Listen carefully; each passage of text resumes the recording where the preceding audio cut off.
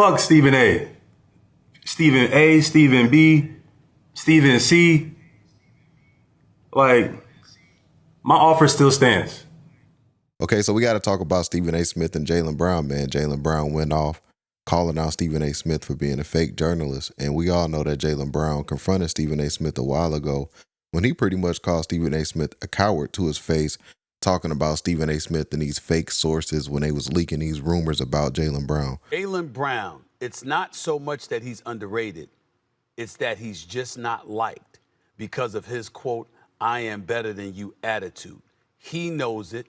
It's the same reason he is not as marketable as he should be. That's what an NBA source just sent me.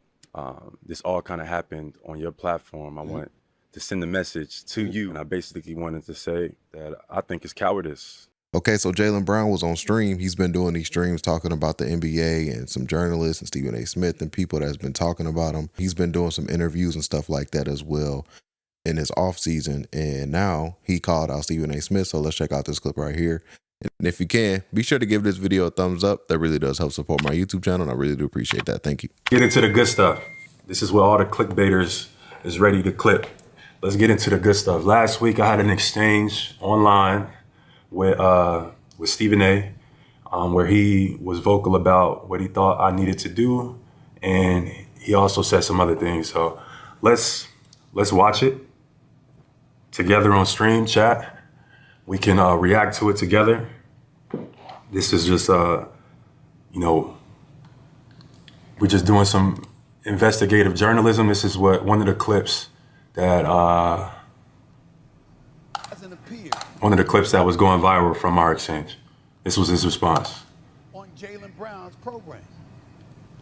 You know where Jason Tatum was? Let's start it over. That Jason Tatum hasn't appeared on Jaylen Brown's program. Okay. You know where Jason Tatum was? Right here on First Take. Let's pause right there. What type of journalism is this? Jason Tatum hasn't been on my stream, and this is what we're talking about on First Take? What if JT just don't like being somewhere in an uncontrolled environment? Why are you doing journalism on me having guests on my stream? And this is a part of the reason why I started streaming. This is a part of the reason why people use the term clown and it synchronizes with someone like Stephen A. Smith. Because this is what you're using your platform for. What are you talking about? Let's continue. Jason Tatum. So in other words, Jaylen Brown, Jason Tatum showed up on First Take before he showed up on your damn show. What does that have to do with anything? What? This is journalism? This is why I started streaming, chat. What does that have to do with basketball? What does that have to do with performance? What does that have to do with anything relative to like the game? You know what I mean? It doesn't. And this is where, why people call him out, because he uses his platform and his nature, and his nature can be, this causes issues. And then this is stuff that just flying over your head? You think nobody notices that hasn't happened? You're saying it's the year that Jason Tatum was down with an Achilles tear is your favorite year? The year that Jason Tatum had to sit out, this closeout Game 7 because of the injury he incurred in Game. What's up, Jess? Can y'all hear it? I turned it up. I can hear it. Here, ready? Pull. That's your favorite year? The year? I think they might be able to hear it better now. Pull this up a little bit. Which one? At top, yeah. Go this way. Keep going. Try there. Yeah. Let's see now. That you lose 3-1. Of all the stars in the history of the Boston Celtics, you the only one because you were driving the bus. Ain't nobody pointing to Jason Tatum. He was sitting. Right. He was sitting. He was in street clothes. You the only one. The only star in the history of the Boston Celtics that ever lost a 3-1 lead and surrendered it, and that's your favorite year. Why? Because you and your teammates developed better chemistry and camaraderie? You understand what I'm saying? Because you overcame adversity? See, this is where I gotta pause again. See, this is a narrative that he's creating. This is in journalism. This is him making his own opinion and formalizing it about what I had to say on his platform. And this is why respectfully, a lot of people say, fuck Stephen A. Because this is the type of stuff he does, and then he doesn't recognize it. But he's creating a narrative saying that the reason why I'm saying that I had my favorite season is because selfishly I had a best performing year.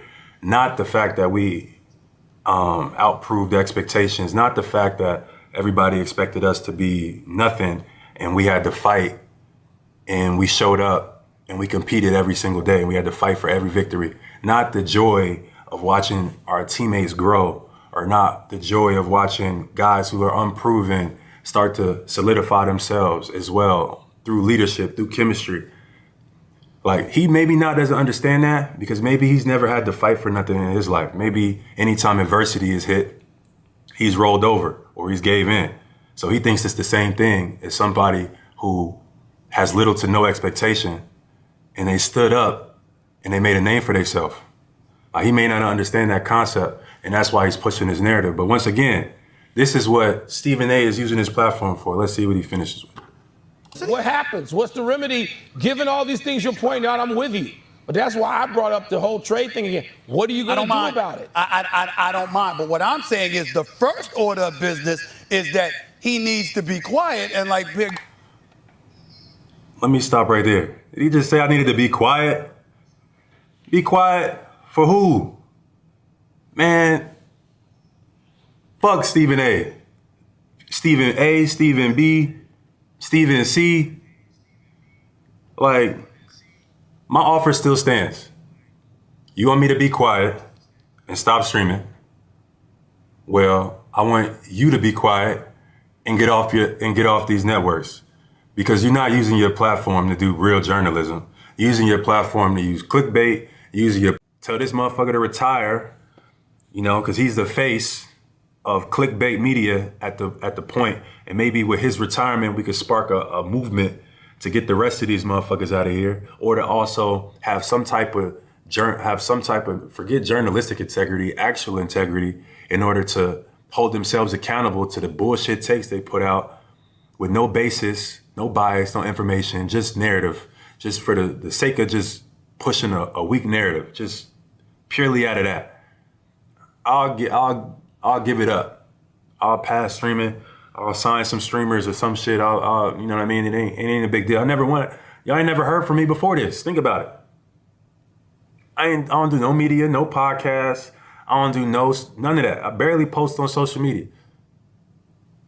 But the fact is that my obligation is to, as an athlete, I'm obligated to speak to the media. It's my job. Like, he thinks the media is his job, and so is it's my job too. It's in my contract. If I do not speak to the media, then I will be fined. So when they use that comparison where it's my job, it's your job to play basketball, it's also my job to speak to the media. It is also my job to speak to the media. I get fined if I don't. Okay, so that's it for today's video, guys, man. I just want to show y'all guys that clip of Jaylen Brown calling out Stephen A. Smith. Like I said, man, this is not the first time Jaylen Brown has called out and checked Stephen A. Smith for his journalism and stuff like that. And yeah, man, you know, Jaylen Brown's going to stand on business when it comes to that. So get in the comment section down below. Don't forget to hit that like button. Don't forget to hit that subscribe button as well. Catch you guys on the next one, and we out, guys. Peace.